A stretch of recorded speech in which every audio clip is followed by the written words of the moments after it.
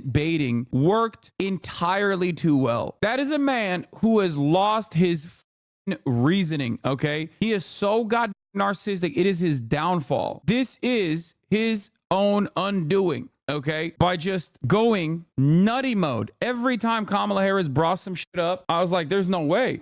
I was like, there's not a single, there's no reason for him to like invoke these things. There's no reason for him to even like repeat any of those things. And it was entirely too easy. Like shooting fish in a barrel, dude. It was crazy how easy it was. If I'm the Harris campaign, I'm literally showing all of his like lowlights from last night and just being like, you think this guy who couldn't shut the fuck up about himself because of a couple baits is going to be able to handle Putin? These world leaders are going to play tricks on him. They're going to, you know, pull some keys out and start jiggling it. And he's just going to go after that shining object. First of all, he was so goddamn emotional. You know what I mean? The idea that like he can't even do the women are emotional, which is not exactly an effective strategy anyway. But like he was so hysterical, dude. Our newest ad just dropped. It's 1 hour and 40 minutes of just the debate. That's funny. She did so well that Republicans immediately started doing the conspiracies. If you want to know without a shred of doubt that Kamala Harris clobbered last night, look to what the Republicans are saying. Because if that debate was, you know, a banger for Trump, they'd be doing victory laps right now. Instead, they started crying about the moderators while the debate was going on. They haven't stopped crying about the moderators. And on top of that, Trump immediately went to the spin room and started chirping about Twitter polls. They're crying about the mods. And on top of that, they're immediately locked in on conspiracies like, oh, she had a earpiece. She had a earpiece in her ear. Like they're looking for reasons as to why she actually did so good. That's how you know Donald Trump got gutted. Okay, let's watch some of the highlights and lowlights. Repeated false claims, prompting a fact check from moderator Lindsay Davis. There is no state in this country where it is legal to kill a baby after it's born. And he refused to rule out signing a national abortion ban. On immigration, Trump trying to pin previous chaos at the border on Harris. They're destroying the fabric of our country by what they've done. Harris laying into Trump for urging Republicans to kill the bipartisan border deal. But what we have in the former president is someone who would prefer to run on a problem instead of fixing a problem. And I'll tell you something, he's going to talk about immigration a lot tonight, even when it's not the subject that is being raised. Trump responding by repeating a false conspiracy theory. I will say this much. Kamala Harris's weakest moments in terms of like, the broadest snapshot of the conversation is disaster for Donald Trump. Kamala Harris outperformed my expectations and many other people's expectations. She outperformed her previous debates. She was on it. Okay. She came in hot. She came in assertive. You could tell that she was a little nervous in the beginning. And as time went on and her attacks, her like light jabs at Donald Trump ended up paying off massively. She got way more confident. On the aesthetic front, she was great.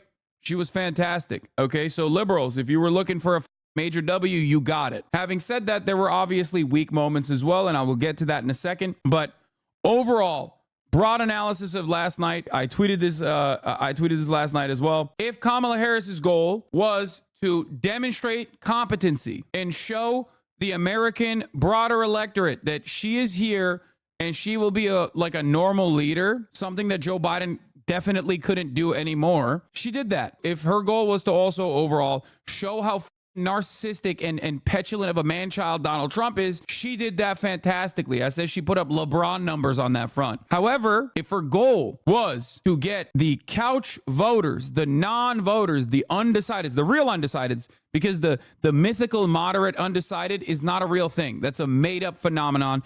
It's not a real concept at all. Kamala Harris is not like converting Trumpers to her ticket, even though that's what media keeps repeating, even though that's what it seems like they're trying to do. That's not the real people, okay? The real people are people that have voted for the Democratic Party and right now are thinking, I'm probably not going to go out and vote. Those people have a bunch of different reasons for not doing so. In order to get those people to come out and vote, people that consider themselves independent, people that say that they're undecided between sitting on the couch and voting for Kamala Harris. They're not undecided between voting for Kamala Harris or voting for Donald Trump. That's only because Donald Trump was the president and everyone is already, most people, like the overwhelming majority of people that have already voted and will definitely vote this election cycle have already made up their minds on him. That is precisely the reason why it did not even reflect in a minor bump in terms of the way people perceived Donald Trump when he got shot in the head. That's how polarized people are on Trump. That's how convinced they are. They were either crying tears of happiness that he got shot and survived, or crying tears of sadness he got shot and didn't die. But nobody was like, I don't know. I think now that he got shot, I feel like I'm more on board with Donald Trump. So that's the reality for him, right? He has a very hard race in front of him. He's a very hard race in front of him, which is part of the reason why I keep saying, especially when you look at down ballot races, especially when you look at like all these other races, like Edinger Mentum calls them normal adult races. Democrats are putting numbers on the board. Okay, so the overall performance of the Democratic Party is good.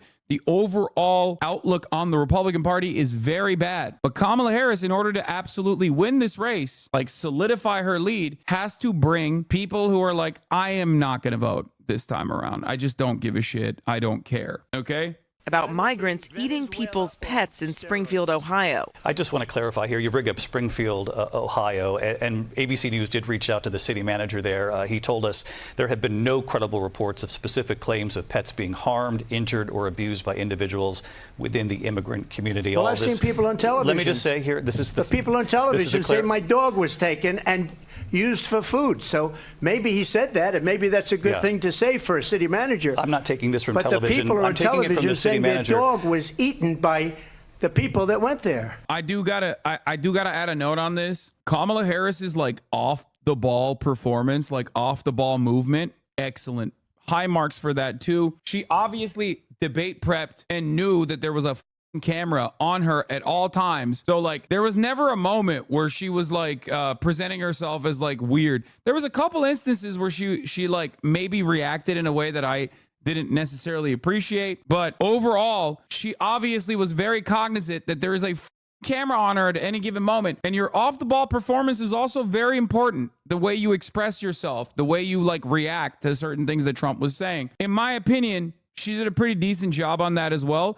Donald Trump, as opposed to her, literally was like angry and just constantly looking down like this. That's the type of shit that like normies do care about, even if they don't like hyper analyze it, right?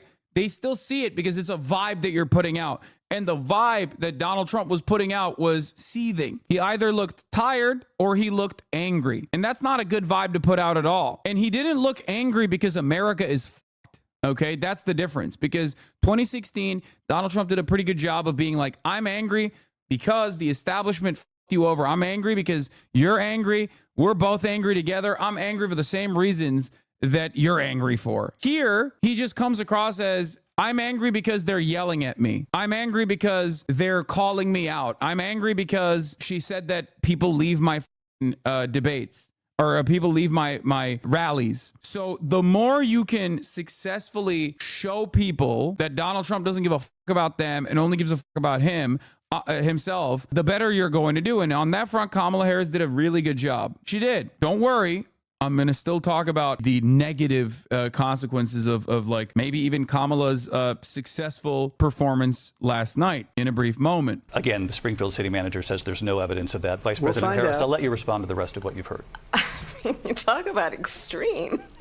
The candidates also like I wouldn't have laughed in that situation because like that's a layup. And also what he's saying is like crazy. Sure, you're deflating it, but that's a perfect opportunity for her to be like, see, this is what we mean when we say Republicans behave in a weird way, because that's like cutting, right? That cuts into Donald Trump. This is what we mean when we say Trump is being weird. That's not a real story. Not only is it not a real story, it's a very racist story. You just made that up. These are some immigrants are what makes this nation great. We're a proud nation of immigrants. And I said this last night as well. Like the way that she should have retorted on that front, even if she were to be as moderate as possible, is to basically say this is a completely made up story. Now, one must ask the question why Donald Trump chose to go with this story that is completely made up. He wants you to hate your neighbors. That's why. He wants to divide this country. We are a nation of immigrants. My parents are first generation immigrants.